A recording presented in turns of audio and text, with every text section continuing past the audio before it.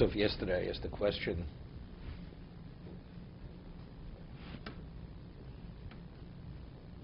what do you have to say Ladoni? He commanded him to say Ladoni Leisov, Koma Avdecho. In terms of what they have to say Avdecho, we understand. He has to speak where he's humbling himself before his brother. But when he speaks to them, what does he have to say? Koma Somud Ladoni Leisov. So I think this is foreign in one location. In this parshas, when he sent the different groups, with the gift, he explains over there that even when he speaks to them, he says Ladoni. Why does he say Ladoni? Because if the agents themselves understand that Yaakov doesn't value him as an Odom, even when they say Avdecho, they're not going to say Avdecho properly. They'll say the words, but if the master values himself as the Eved to Esau, then when they say Avdecha Yaakov, they'll express it as Avdecha Yaakov. But in fact, Yaakov speaks to him in a negative way, not in a submission way. So when he says over Avdecha doesn't mean Avdecha, it's just purely, it's lip service. And Esau will be able to detect it. Therefore, when he speaks to them, he says, Ko somer ladoni le'Esau.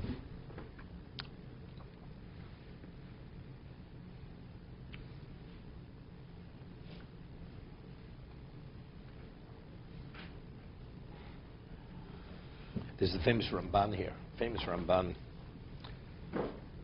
This is what Begin, many years ago when he came to the United States, when he had the Camp David Accords with Carter, Yimach Shmo. So he went to see Rav Shach to be advised. So Rav Shach told him that he should read the parsha of Vayishlach.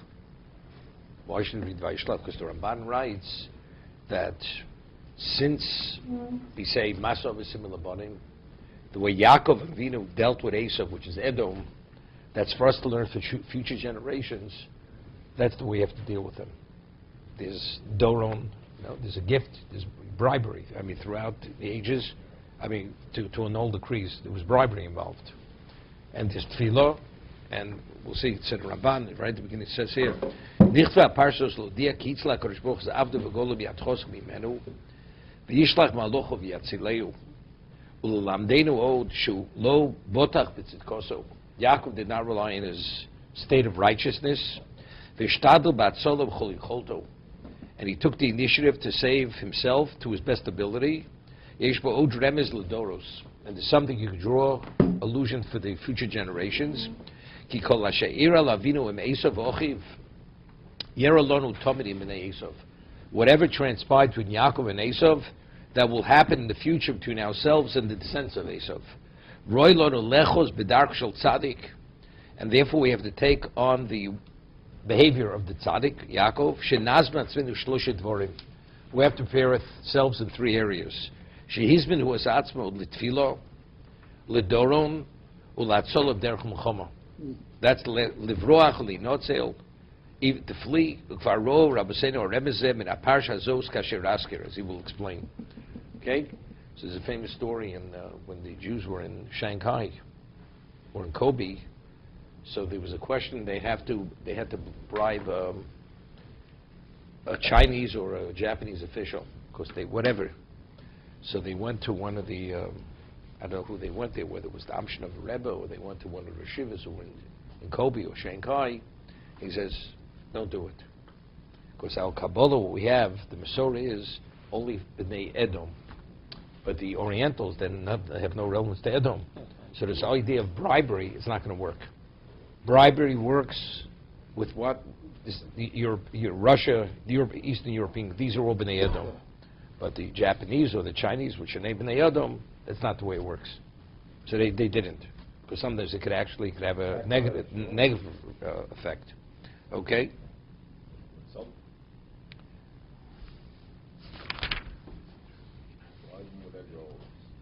Vahili Yishor v'Chamor. What does he? Oh, excuse me. So what did he say? Im loven garti vecharat arota. So Rashi says, what's garti? Lo nasesi sar v'choshuv. Why would Esav continue hating him? Because as a result of the bracha took effect. So he says, garti lo nasesi sar v'choshuv. I did not become a minister. I did not become anything thing of special stature, eleger. I'm like a stranger. Enoch kedai lisno osi al bichas avicho, shebechani havigvir la'achecho, shuluskaimimi, has been fulfilled.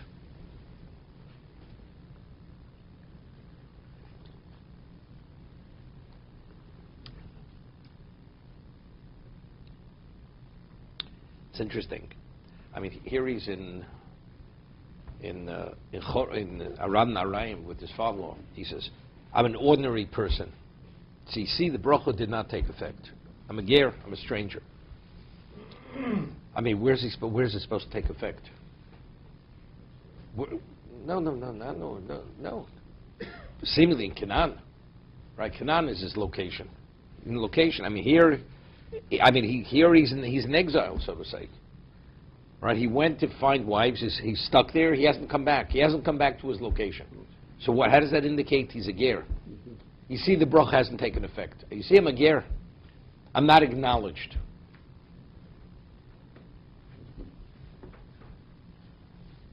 So you see from here that the bracha havigvir la'achecho, that the renown Yaakov should have had as a result of the bracha should have been there already. Right? Otherwise, what's even the basis of what he's saying? Correct?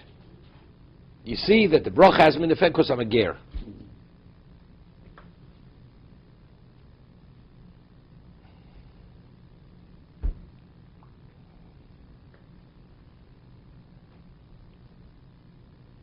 Just thinking. So why is he telling him this? According to what I explained, it's very good. I asked the question, why didn't Esav go, after hearing from Eliphaz that he was still alive, why did he pursue Yaakov and kill him in the house of Lavan? Wait, Howard.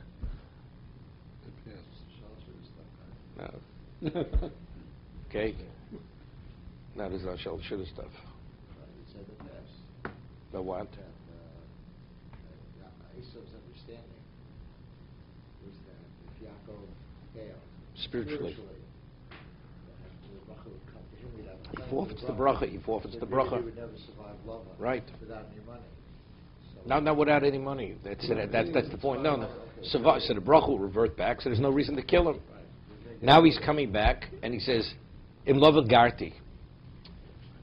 No. So as a result of that, even though I'm still alive, you have no reason to kill me. Because so why wasn't what is he saying? He's questioning the validity of the bracha of his father. You see, my father's bracha wasn't effective. It's a disrespect. I mean, Esav respected Yitzchak more than anybody. The kibbutz of Esav was greater than Yaakov's kibbutz in terms of his father. So if that's the case, what he's saying, our father's bracha wasn't effective. What do you mean it wasn't effective? He gave me the bracha. You say our father's did nothing. When he's saying ger, it's because I failed spiritually. What's the reason why nothing ever happened? Is only that confirms that I failed spiritually. That Lavan did affect me. You understand? That's why I'm a ger.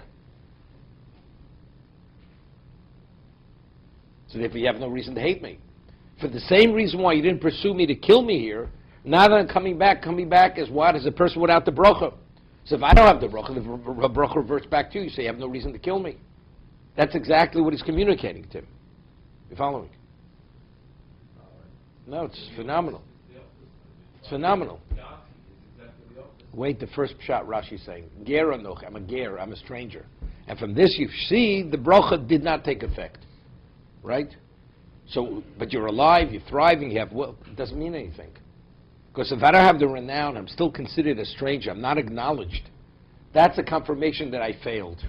I failed. He's not coming to belittle his father, chas v'sholem. He's not saying his father's bracha wasn't effective. He's saying he's not worthy, and because he's not worthy, that's why it's not effective. Therefore, you're in control of the bracha. The bracha is yours, it's not mine. Yeah, but that's what the whole point of the Lavan Garti. This before. Was that I survived? No, that's the second shot. That's the Davar Achid. I'm going. Wait. That's the second. Rashi says two pshatim. First shot Garti is from the word ger. I'm a stranger. I'm a nobody. Second is the other. I'm going to the first. What is he saying? Our father's bracha wasn't effective. Wasn't mekuyim. Never took effect. What do you mean? You mean our father's his bracha has no value? First is about a strategy. It's not a strategy. He just If told he him. goes in and says, I'm still Yaakov, then Esau's going to kill him. Exactly. If he goes in the other way, I'm a nobody. he says, I'm a nobody. No. He's saying the bracha was not effective. No, he didn't speak about his spirituality. The bracha was not effective. So if the bracha was not effective, what does that confirm? What does that confirm? It goes the other way. That confirms that I don't have the bracha because I failed spiritually. So you have no reason to hate me. Well, we'll get to the second pshat. But that's the first pshat. No, but Esau had no relevance to spirituality anyway. Yeah, but he didn't have to have. The bracha would be his even if he had no relevance to it. That's what Rashi says over there. To Yaakov, it's Elokim. To Esau, it has nothing to do. It's not contingent on anything. Whether you're worthy, not worthy, it's yours. That's because he understood the Esau is not Yaakov. Okay? But couldn't you just take it didn't take effect yet? No, give him the bracha immediately. Immediately gave the bracha. He didn't say then, when, now. Immediately. Yitein l'cha Elokim, v'tal shemaim shemani yoretz. Gave it to him immediately. Does that have to mean it has to be effective immediately, or could it happen? Seemingly.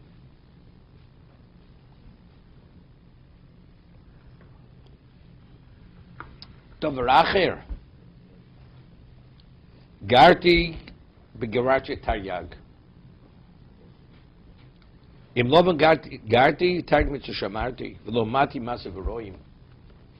I didn't learn from his evil ways. I came back unscathed. So this is the other. He's playing both sides of the coin. If you want to say, if it wasn't, the bracha was not fulfilled, that confirms that I failed spiritually, that I'm tainted. I'm spiritually tainted if we have nothing to hate me. And if, in fact, it was effective, then it's a kol Yaakov, the Yadayim, and not Yedei Esav.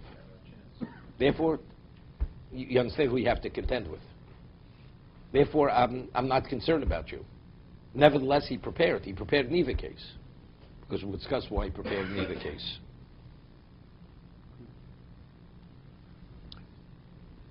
It's interesting. Let me just mention this a little bit. Later he says, I became diminished because of all the chesed and all the truth that you, right? So what does it mean? Because maybe I'm not as worthy because you gave me so much. So you'd say, I ate into the principle. So this my schar, my worthy is not there. But Chazal tells Shem nislach lachti bechet. Maybe I became soiled with sin. What does soiled with sin have to do with kotonim kol hasodim? Right? So simply you learn kotonim kol hasodim that the fact is that despite I was soiled with sin, you did chesed with me. So therefore that's why I was diminished. Understand? You have schar. So if you have schar and you're not worthy, so why did Hashem treat you royally? If it was nislach lachti bechet, why does Hashem treat you royally? The answer is that's a withdrawal from the account. And because you withdrew from the account, now you're vulnerable. That was his concern. That's katonti b'kol hachosodim. I'm diminished. Maybe he gave me the payoff. So what is the nislach lachti bechet? Hashem only gives you the payoff when it's nislach lachti bechet. It's like what it says in the Torah. Moshe Rabbeinu says, "B'shalom sov alponot lavido." Hashem pays off the Russia in this world, lavido, that he should go into the oblivion, that he should not have the share in the world to come. So because I was in nislach lachti bechet, that's why I'm katon b'kol hachosodim. So the chesed I received is a diminishment. Once I'm diminished, I'm less worthy. If I'm less worthy now, I'm vulnerable. That was his tefillah, katon b'kol hachosodim. Where was he? What? That's the way Tzaddik always sees himself. Especially he's putting up because the others never before the fire line. He's before the firing line. Esav's coming to destroy him. The others were never in such a position. I asked the question. We find that when Yaakov fled from Lavan, Hashem says, "Go." He goes. Lavan is pursuing him. What took Yaakov to travel 7 days, Lavan did it 1 day. Okay, similar to Paro, right? So. Seems to be Yaakov's not even phased. He's not preparing for Milchama, no tefillah, nothing. Right? Esav, all of a sudden, he's prepared for 3 things. Why? I mean, as he prepares, why? Lavan is out to kill him, literally. And he says, if your God wouldn't have come to me, I would have harmed you. So if that's the case, why wasn't he mispaler? Right? He wasn't mispaler by Lavan. And Lavan was bent to destroy Yaakov no less than Esau was bent to destroy Yaakov. So what? Here Hashem told him to leave also. Go back to your father's home. So why over here is he preparing? What do you? I'm asking the difference. Why by Lavan did he not do any level of preparation, and by Esau he did? That's my question. You want to ask a question? Why is he preparing? I'm asking the same question. Why here is he concerned? There he's not concerned. He's not concerned with Lavan. Lavan's evil has no relevance to Yaakov. Hashem will deal with that. Esau is Esau's son of Yaakov. There's the struggle between Tov and Ra. So if Yaakov fails on the Tov front, then he's vulnerable to be destroyed by Esau. Understand? Yaakov has nothing to do with Lavan. That was where he's supposed to get his wives and he's supposed to make his wealth. Now he comes back. Now he has a problem. Now he's confronted with Esau. Now the question, does he survive it? Doesn't he survive it? Is the coal Yaakov sufficiently? Or maybe it's compromised. And if it's compromised, then he has a problem. That's why now he has Tefillah, Doron, and Milchama, for that reason. To be continued.